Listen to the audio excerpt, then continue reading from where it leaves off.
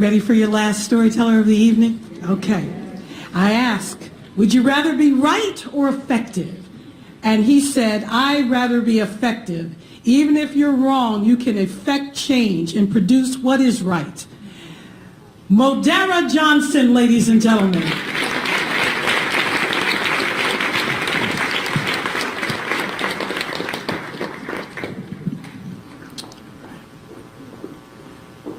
How y'all doing? I ain't convinced. How y'all doing? That's what I'm talking about. All right. So in 1994, I met this beautiful woman when I was working at Oakland Mall. And I'm like, my God, I'm about to marry this woman, right? So 6 months later, we get married. Sure did. They say what the Lord does a quick thing. But in this marriage, I was a college student. I wanted to pursue a career as an MD, and I was in a pre-med curriculum. And needless to say, being married, and she had a son, and I just felt that that would be a tremendous burden, so I just figured love would prevail, so therefore I decided to change my major. But I still stayed the course and graduated from college. So a couple of years have passed by, and we were, at the time, I guess, like a traditional religious couple. I was 23, she was 21, I think around age 25. I was working 7 days a week, 12 hours a day. And I had this belief, like, you know, my grandparents, they old school, and it's like, you know, the man goes out, he works, he takes care of all the bills, all the business. The wife stays at home, she takes care of the kids. You know, we're in the late 90s and we have this mentality. I don't think it's bad if you can pull it off. But, oh man, I pulled it off real good now. 12 and a half years, one didn't have to lift a finger, I'm telling you. So, at the end of the day, we had this issue about when I come home that I wanted something to eat. And I'm like, hey, I'm home. It's been 13 hours since I've been home, and I would like to have a little something to eat. She was like, well, look, you know, I'm here homeschooling your kids, raising your kids. That's a full-time job in and of itself. So I tell you what, unless you wash the dishes, ain't no sex happening. Now, for my Christian people out here, y'all know the Bible say what? Unless, except for fasting and praying, don't you withhold from your spouse? Because my thing is, baby, you ain't on your knees praying, you ain't on your back fasting, what's up? So I did the noble thing, right? So I go out and I buy a portable dishwasher. Now, it was used, but it was yet a dishwasher, right? Because I'm thinking, you know, I'm going to get this right. Man, I come home.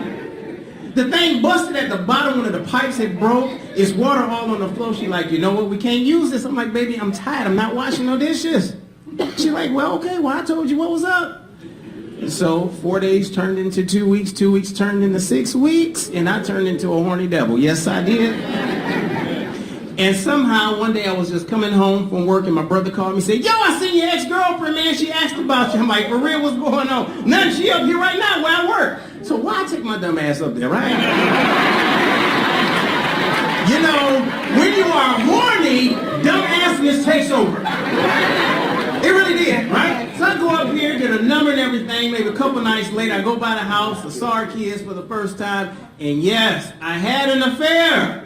I ain't saying I'm proud of it, but I had hoped that when I made my vows several years earlier, that I would never do that. So now, it's years later. And by this time, my wife, at the time, decided that she wants to go to college. And I'm like, no problem. I'll go ahead and pay for your first semester, bought all her books and everything, you know, because I believe that, you know, if you want to do something, I got this as the man of the house. That's what I did. So now this woman, I helped her write her accolades for her scholarships, hallmarks, all that good stuff, helped her with her homework. And then after a while, it just seemed like something was just shifting. So one day while I'm at work, I get a phone call. Now bear with me on this phone call, right? Because see, this is about maybe 11 years later. And I hope this phone call that I was getting from my wife was going to be a good one, but something said, man, why don't you pick up the receiver? Instead, I answer while she's on speaker. Got office full of people. She like, so-and-so just called me, and she said that y'all got a baby together. What the hell is that about? And I'm like, woman, what you talking about? Nobody got no baby. Ain't did that. What you talking about? Yes, you did. This happened. And I picked up the phone and said, shut your mouth, God dog, and I tossed one in the room. Within 5 minutes, the entire 13th floor knew about Mr. Johnson's affair. So now another year passed by. We talked about it. I admitted, yes, ma'am, I had the affair. So now she's in college. I'm still working. So she goes to school and she has this internship. So she leaves at 5:30 in the morning. Mind you, ain't nobody woke. When she come home, it's 2 o'clock in the morning. Ain't nobody woke. And it got to the point after about 4 weeks, I'm saying to myself, damn, I am married. Can we go out on a date? You know, can a brother get you some doggone wingdings or something? And you know, she's like, oh, you know, I'm in school and I'm the president of my honor society and I'm doing this and I'm doing that. I said, yeah, but you're a husband, you got some kids at the house. Because you have to understand and respect the fact that I made such a sacrifice that I would leave work early because I didn't take the lunch so I can pick the kids up from school, bring them home, change them, let them go play. While they playing, I made dinner. When dinner was done, I brought them in, I fed them. After I fed them, we did homework. After we did homework, we prayed and they went to bed. And I'm trying to wait up for their mama. And I'm like, damn, chick, when you coming home? So one day, it just hit me. And I'm like, you know what? Something ain't right. Now, I don't know about y'all. When you know something ain't right, something ain't right. Okay?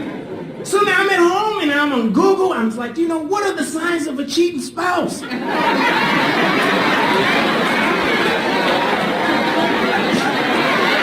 I'm lying? Go Google that. Signs of a cheating spouse. You might discover something you already know, right? Man, I mean, it was like site after site, but this one site had like 36 things of a cheating spouse, and I'd be damned if she hit all 28. And I'm just like, you know what, I ain't crazy. Ain't nobody spool, Ray Charles, Roy Orbison, Helen Keller, dumb, blind, deaf ass. All of them can see you doing something wrong. No offense to those that are visually impaired, okay? It's a part of the story. So now, I decided to go through the computer she was using. I go through the browser history. I'm seeing like Yahoo personals and stuff. And I'm like, this chick talking to about 4 or 5 dudes. And I'm saying to myself, okay, yeah, you heard because I had the affair. And of course, we found out there was a child that was born as a result of this affair. I had hoped that wasn't true, but it's all good. You know, you man up to your mistakes. Say, hey, look, this is what I did. Honey, I'm sorry. You forgive me? Yes, I forgive you. Okay, fine. Let's move on. So I thought, right? Because see, it's something about somebody who say, that shit didn't feel good. So, Negro, you gonna feel what I felt. But I'm gonna turn this heat up just a little bit more. So, you know, while I'm going through this browsing history and I'm seeing all these dudes, I'm saying to myself, you know what, 4 or 5 guys ain't no big deal, damn it, that's just revenge sex. I ain't hurt by that, you ain't leaving me for them. And then after a while, I started seeing this pattern. I go through the closet while this woman's supposed to be away at school for this training, and I find a damn portable strip pole. Now, my wife at the time know that I'm not into that. Now, ain't nothing wrong with me now. Damn, I'm just saying some stuff I just don't get down with, okay? I never been to a strip bar, believe it or not, I'm damn near 50. But it's all good, right? Because that's my choice. I chose not to marry a woman who lived that lifestyle, but here it is, I married one with a damn pole in the closet. Then, I'm going through the drawer, and I'm, you know, it's real messed up now, right? Because I'm going through the drawer, and I'm like, you know, this ain't right, because surely, you know, if she's stripping, I got to find the receipts. So I found the receipt. She had bought this thing months before. I'm seeing hotel receipts. And another thing I noticed about this cheating-ass woman, right? Why was she going to CVS? She would purchase $2 in candy and gum, but she getting like $60, $80, $100 cash back, right? Because see, if you rent a damn hotel room in your marriage, that's a damn trace if you use your credit card, right? So this heifer was withdrawing cash to pay for the hotel. Not only did I find the receipts, I found underwear. Now, mind you, if I've been working 12 and a half years, I bought everything on her ass, right? And so I thought. Why did I see a pair of brown and blue periwinkle drawers that had lint balls in the ass, which meant that they'd been worn and washed? And I ain't never seen these drawers in my life. And I'm like, you know what? We got a problem. So she come home from this trip. I'm like, baby, we need to talk. Now, out of this list of 36 items, you didn't hit about 28. She said, man, don't you come to me with that Matlock bullshit. Get that out of my face. I'm true till death. I don't do nothing wrong. So, you know, I just played that dumb role like most men do. Okay. Okay. So then, I go up in the living room, her purse is there. Now, mind you, without her glasses, she's damn near blind as a bat. So she come up in the front, and I guess she wanted to talk, but I really wasn't in the talking mood, because in her purse, when it fell over, the checkbook fell out, and I saw a new email account. Now, I'd already been browsing, right? Checking out that browser. Now you got an email account.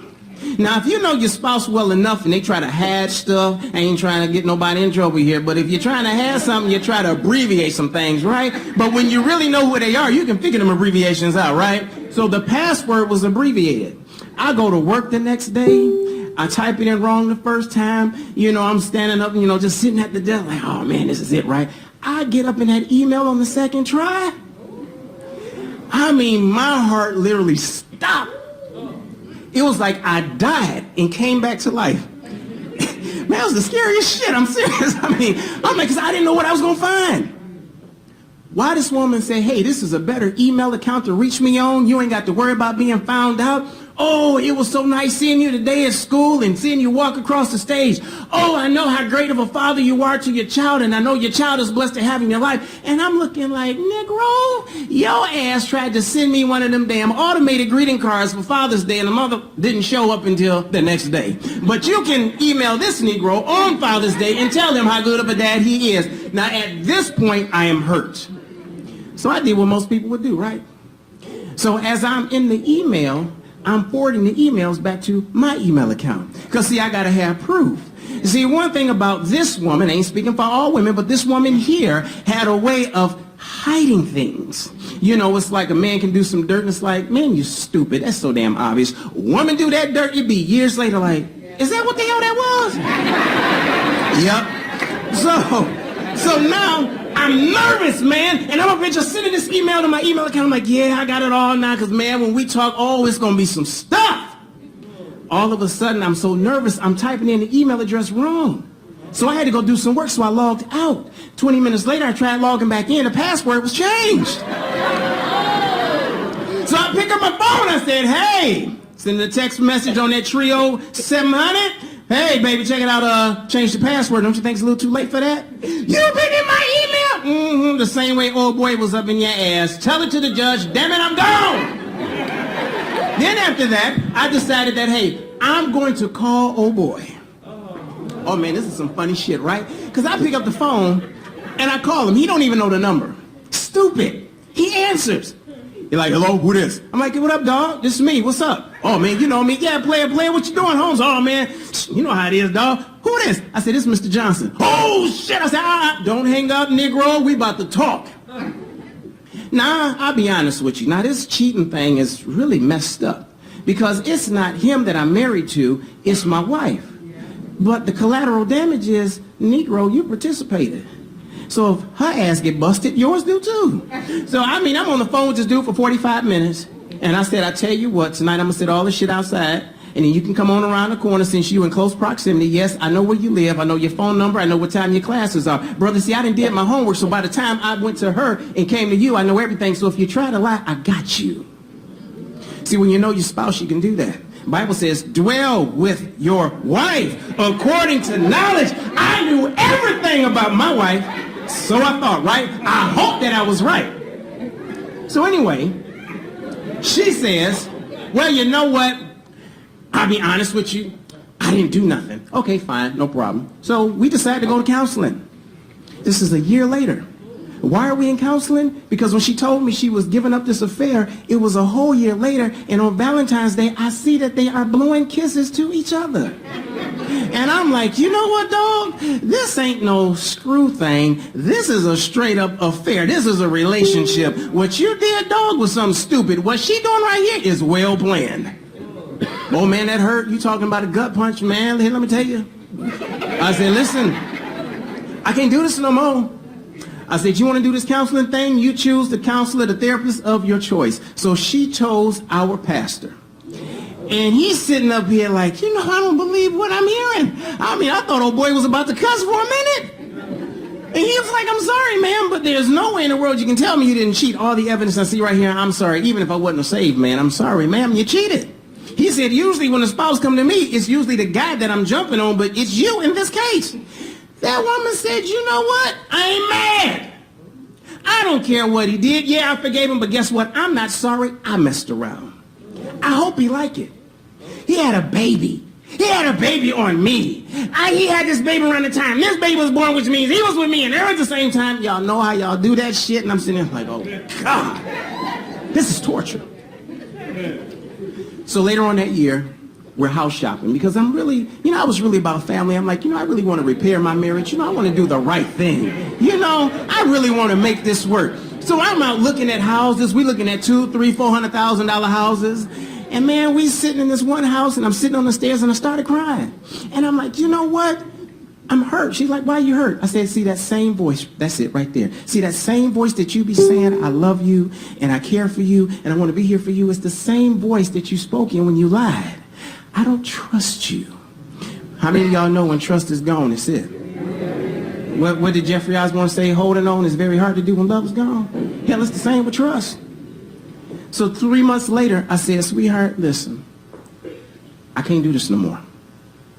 We need to separate. I'm going to stop having sex with you. I'm going to move out and go live in the living room on the couch. And when I close on the new house, I'm going to move out. And I want to take the kids with me. And I said, and once it has been determined that you want to put your head back in the game of this family, we can do that. So she's mad. So right before I moved out, the kids and I are sitting down watching Finding Nemo. How many of y'all watch Finding Nemo? That's a good doggone cartoon, ain't it? I mean, man, Finding Nemo is the shit, man. I am watching Finding Nemo with my children. And I'm just fascinated by these characters and how they move in the water and how they talk. And the whole storyline is just the stuff. So my kids and everything, when it's all said and done, they say, Daddy, that was a good movie. He really loved his kid. I said, y'all want to know what love is? I said, love is if something never happened to us and we ever got separated, Daddy is going to comb the edge of this earth until I find you. I meant that too, right? Because I hoped that would never be the case.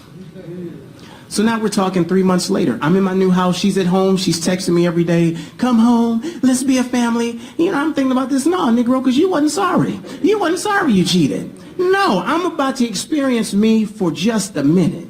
Found me a nice little young chicken head. Man, I was having me some fun. I would text this woman every day because I realized she wasn't texting me back in the manner in which I thought she should have for somebody who kept talking about, I love you, come home, let's be a family.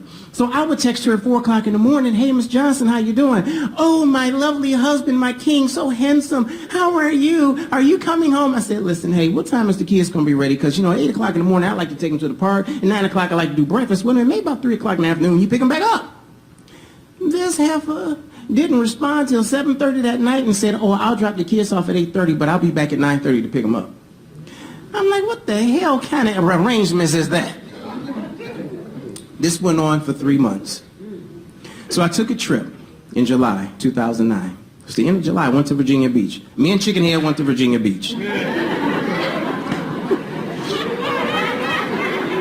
And what is messed up because you would think that, you're in a position where ain't nobody around and you can just do what you want to do. And it was like the worst damn vacation it was. We ain't even do nothing. For whatever reason, I decided that, family is more important than pleasure. Let me call my kids. So now I'm calling all of my children's phones, but no one's answering.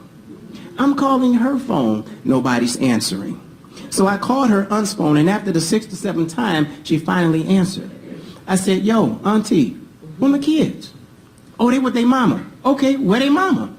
Oh, they right here. Put them on the phone. So I talked to all my kids, and the last child I spoke to was my oldest son. I said, son, check it out. This is what I'm going to do. Now, you can't tell nobody. Daddy is starting a new job on Monday, August 3rd, 2009. When I come home from work, I'm coming to your aunt's house. I'm going to take you guys to dinner, and I'm going to make you the head of the table, and you're going to make the announcement that we're going to live together as one family under one roof in the new house. I am just so excited. He's all excited. And I'm looking at Chickenhead like, yeah, I got some bad news for you, bro, when we get back home, right? Just being honest now. So I get back home. Had this new job. I get to her aunt's house, and I see my truck filled to capacity with suitcases and bags and all kind of stuff. And I'm like, okay, well, maybe my son spilled the beans and they done loaded the truck up like the Beverly Hillbillies and everybody ready to go to the house and unpack. So then I see her aunt runs back in the house. And then her crackhead ass uncle come out talking about some, I don't know why you here. You ain't gonna see them kids unless I say you can see them. Now right there, you don't do that. You don't do that, dog. You're in the middle of me and my kids, and trust me, all I see is daddy trying to get to his kids, and man, I will knock the hell out of you trying to do so. This fool decided that he wasn't going to send them kids out. So, by this time, I had the remote control. I popped the trunk on the car because it's like, you know what, dog? This is going down today. Then I get up to my car. Guess what? Ain't nothing in the trunk but a newspaper. I didn't renew my CPL, so I didn't have my piece on me, which was probably a good damn thing. 5 minutes later, police show up. The aunt said, oh, she in the house. They told me the mama wasn't there. Police come out 5 minutes later and say, man, listen, you got to leave, dude, and you ain't taking that truck.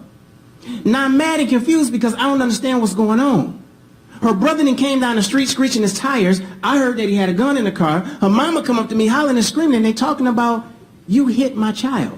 And I'm like, what the hell is you talking about? I ain't put my hands on that woman. The very next day, I get a phone call from the Oakland County Sheriff saying, Mr. Johnson, I have a personal protection order to serve you. And I'm like, dog, who from who? Well, I can't discuss that, but I said, you sound as stupid as my soon-to-be ex-wife. Now, damn it, look, either you're going to tell me who that's from, I'm hanging up on you. So he started getting into this stuff about, well, and I hung up on him. I go down to Third Circuit Court. Yes, this woman has filed a PPO. And on that PPO, it was granted ex parte. And she used them 5 words that racist-ass cops use today to kill unarmed black men. Y'all counting with me. I fear for my life. That heifer put that on that PPO and took off with my children. Now we're talking 3 weeks later. At this point, I'm thinking, you know what, enough is enough. Maybe you're going to surface. This woman ain't called. She ain't emailed. She ain't responded. Now I'm starting to panic because this is the first time I've been without my kids. So now another week has gone by. This is like the middle of September. And I'm over here on the Milwaukee Bridge off the Lodge Freeway. And I ain't about to jump, y'all, okay? Y'all thought Negro was about to jump. Damn it, I ain't about to jump. I was riding my motorcycle. It was the end of the year. And I'm like, I just looked up in the sky and I'm like, you know what, Lord, check it out. You can have this so-called Christian life, all this, man. You done took my kids. I don't understand what all this is about. I'm not no dumb, drug dealing, sitting at home playing Xbox, slack-ass nigga. No! I am the rarity, that dad who loved his kids and took care of them. And how dare you let this happen to me? So I tell you what, you have it, I'm out.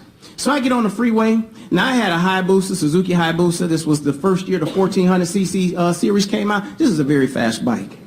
And then I happened to see this little old 600 blow past me, and I'm like, oh, hell no. I done spent 16 grand on this bike. Man, you was not about to whip my ass on this freeway. So now I'm on I-96 westbound. I blew past this guy at about 120 miles an hour. I hit the northbound Southfield Freeway. As I get on that ramp to hit Southfield, because I'm headed home, this is the last ride of the year, all of a sudden I look in the sky over my left shoulder, and it looks like the sky is gray, but there's a pink hole. And I mean, man, this shit look creepy. And I'm looking at this like, man, what's going on? And I felt something warm and dark come over me. And I'm like, okay, I'm just going to go ahead and hurry up on home because I don't know what this is, right? So now I'm doing 120, 130, 140, 160, 180, 190, 195, 199, 200, 201. I am moving at the speed of thought. Why a half mile in front of me, I see this damn car decide he wants to pull in front of me. And I'm like, this must be a dream because I cannot believe this fool just pulled in front of me. I need to find a place to lay this bike down because if I hit him, I'm dead. I tried to come up at the 8 Mile exit, so I don't know if y'all remember, but in September 2009, there was some construction going on at Southfield and 8 Mile, so traffic was always back down to the freeway. And I'm like, oh shit, I gotta find the curb. Tried to get up on the curb, couldn't hit the curb. Now, all of this, I'm thinking while I'm steadily approaching this car, and this fool is still pulling over. So I managed to hit on this window like, man, pull your ass over, and he hit me. And I fell out, blacked out. And all of a sudden, I hear this voice, just like I'm talking to you, right? Now, don't think I'm crazy now, because this is some real stuff. Mind you, I just saw this shit in the sky, right? Pink with this dark heat. Yeah, right. So I hear this voice, and I know this voice is very familiar. It is the voice of God. Man, I'm scared now. And the voice says, slide, don't roll. All of a sudden, I woke up. I arched my body, and there was this loud boom! And all of a sudden, man, I got hit by an SUV. But not only did I get hit by an SUV, my helmet became stuck on the gas tank. Now this truck is dragging me down the freeway, and my back is getting ready to snap because I'm about 180 degrees bent backwards. So the truck hit a pothole. I got dislodged from the truck, and now I'm sliding at 85 miles an hour for a quarter mile. Blacked out again. I woke up 15 minutes later. Southfield Freeway is backed up, northbound, southbound. Look, I'm on the northbound side. The damn southbound side, from what I understand, was backed up past 696. These people thought I was dead. And there was some woman just calling, oh, Jesus, I saw the whole thing, he's dead. And I'm like, no, hell no, I'm alive. So, you know, when they put me on the gurney, I just kind of held my hand up in the sky, and everybody erupted into praise and clapping. Oh, my God, he's alive. It's a miracle. I'm like, it's a damn shame, right? So now I go to the hospital, and I show up in this ER. And why do they have all these metal pans and knives and scissors and shit? And I'm like, man, what is this? Oh, we heard about your accident, brother, so we were prepared to extract organs. Man, they cut my favorite jeans off, cut my favorite shirts off, and said, man, look, bro, I ain't broke. I can take my shit off. I said, no, we cutting it off, bro. They cut off all my clothes. Did x-rays. Not one broken bone. Not one. Now, mind you, I'm still having this fit because I ain't heard from my kids yet. See, I think at this point I probably realized that I love my kids more than I love myself. And although that's honorable, there's a danger in that. Because, see, when I got released from the hospital, I'm thinking I've done the right thing. I'm living the American dream. I have a nice home. I just bought a 6,000 square foot home. I'm driving a $100,000 brand new Mercedes. Yeah, I just tore up my damn bike, but guess what? I'm still living high off the hog. But every day I would have a conversation with God on my way to work. Like, what is all of this about?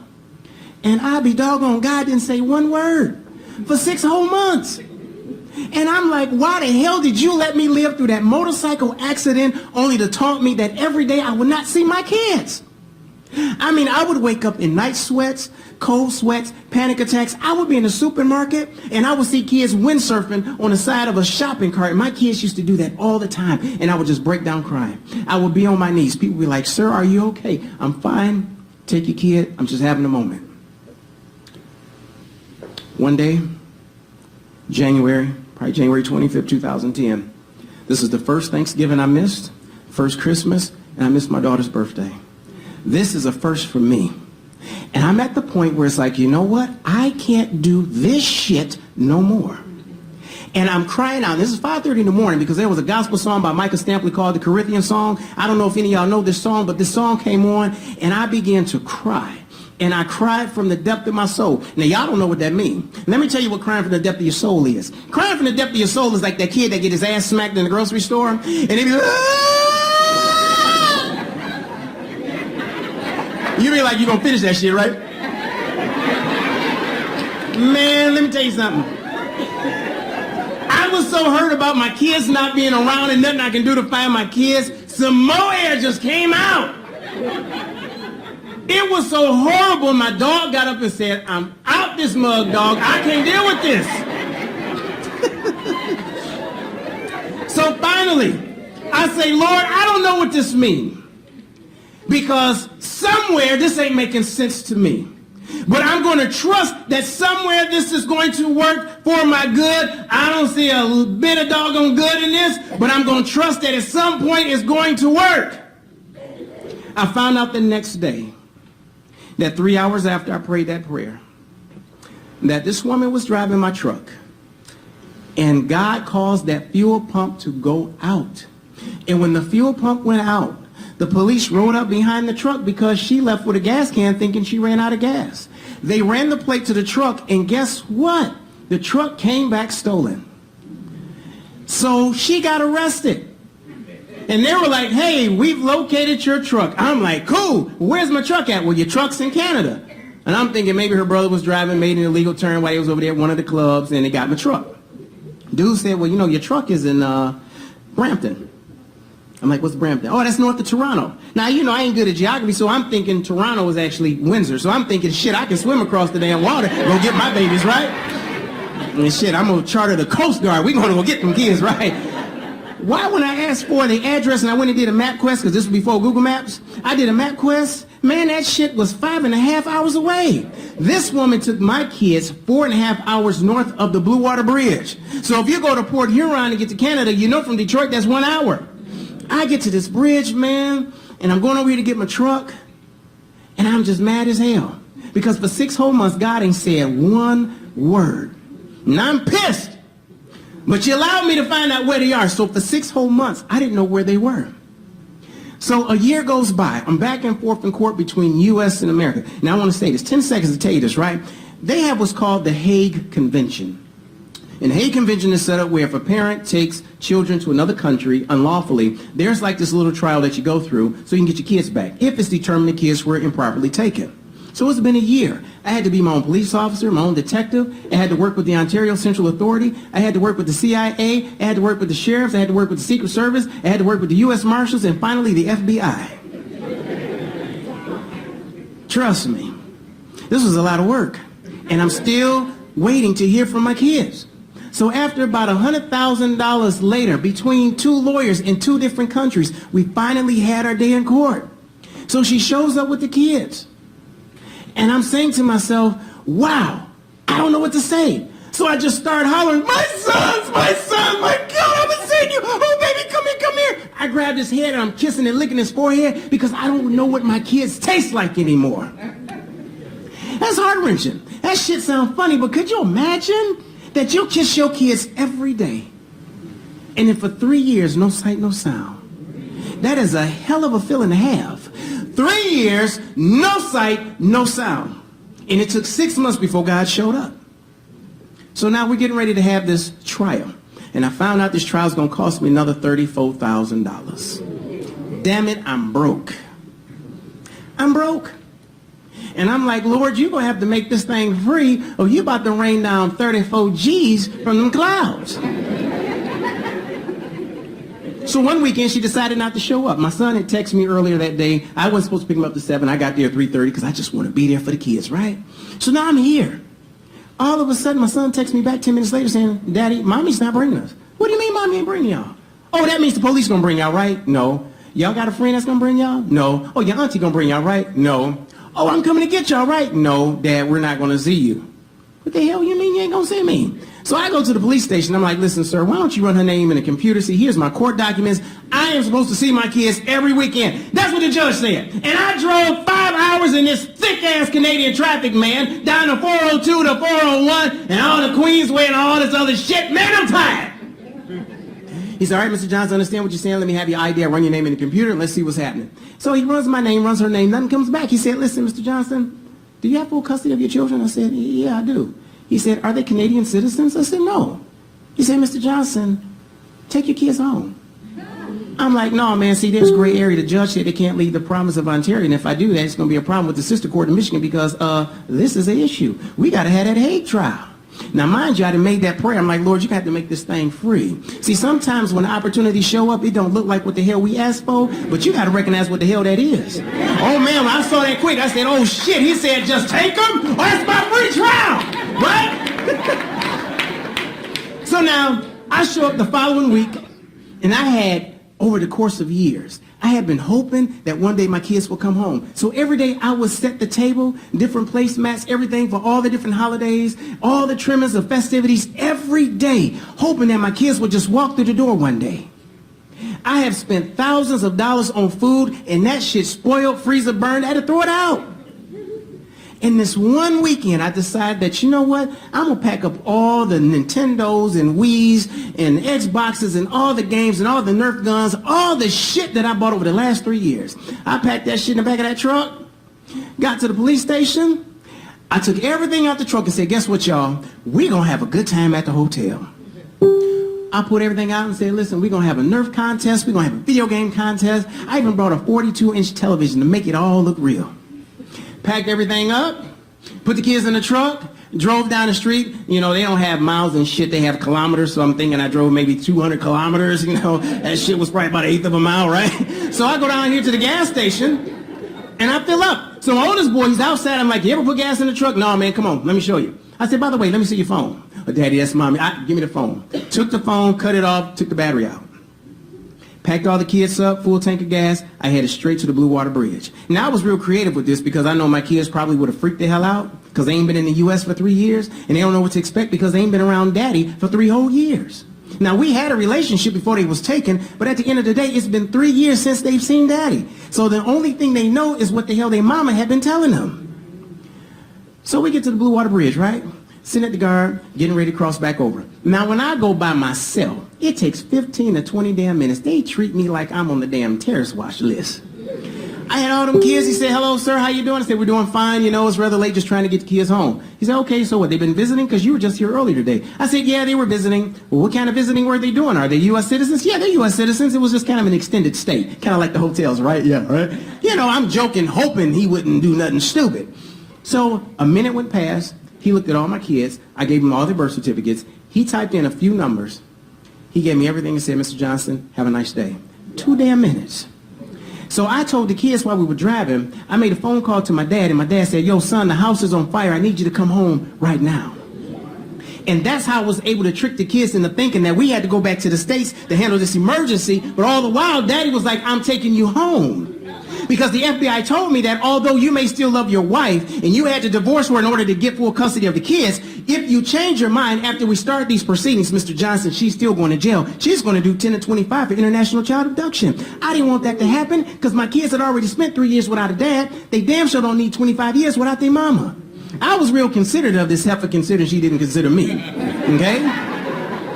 So I calls her back, you know, I call the police station in Canada and say, listen, this is what's happening. I brought my kids back home. If she wants to talk to them, she calls me, and I'm not bringing them back. Because the FBI, when I called them at 2 o'clock in the morning, they say, Mr. Johnson, I'm glad you found your kids because the DA just received your request and they were about to approve it and file for extradition to have your wife brought back to justice. So had I not did what I did, they would not have a mom with freedom right now. Yes, she hate my ass more than she love the kids, but it's okay. They still got their mama. They now have their daddy. Because the first thing my kids said to me when they saw me, my oldest son said, Dad, do you remember when we were watching Finding Nemo? And you said if something happened and we got separated, that you would comb the edge of the earth to find us? I said, yeah, man, I told you I would. He said, Daddy, we hope that you would. And you found us. And I'm so glad that you found us.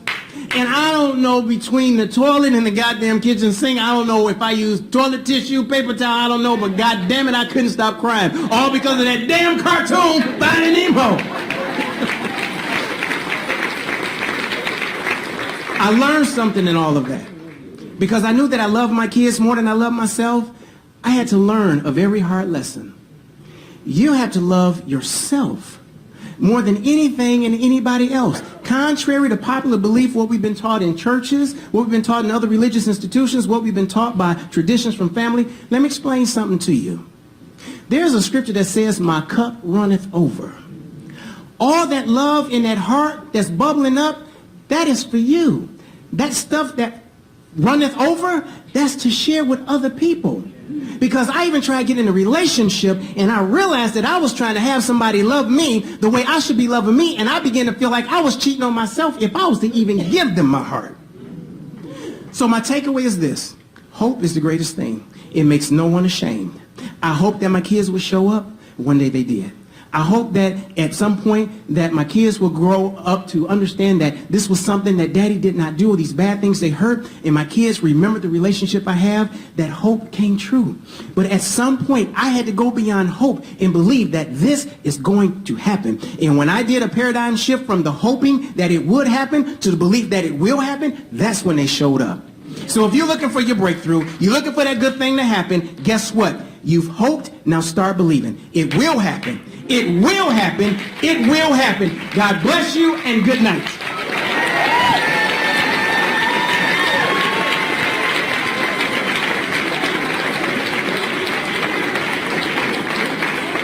Madeira Johnson, everybody. And please, Jack Riley, Dharma Magruder, please come to the stage. Jenny Della O, Rick Ross, and Diamonds and Gents, please come up and take a final bow. Thank you, ladies and gentlemen. Thank you, Cheryl James, our front of house, Creative Audio Solutions, Gina Ellis, Jatu Gray, 248 Pencils, Prima Kadir, Lawrence Martin, and Don Wellman, our board of directors. Thank you for coming, because without you, why would we even have it? Please come tell your story. Come back next month for Soul Food. Thank you so much. Thank you,